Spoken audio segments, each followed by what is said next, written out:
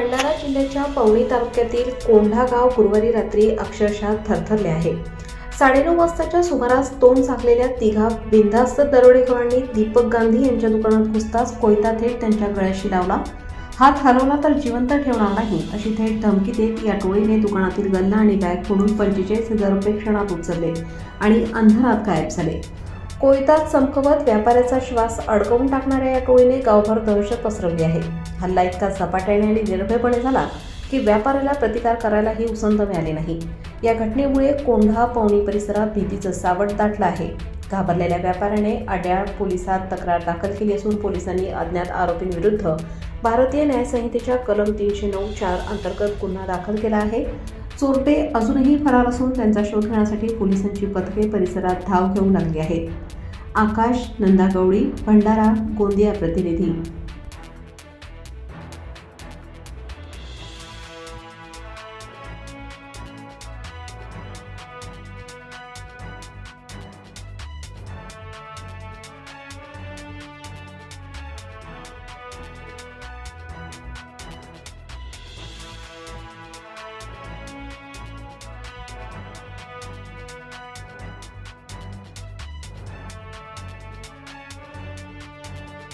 ताज्या व महत्त्वाच्या बातम्या बघण्यासाठी प्ले स्टोअरवर जा, प्रबलभूमी ॲप डाउनलोड करा व या धावपळीच्या जीवनात अपडेट रहा।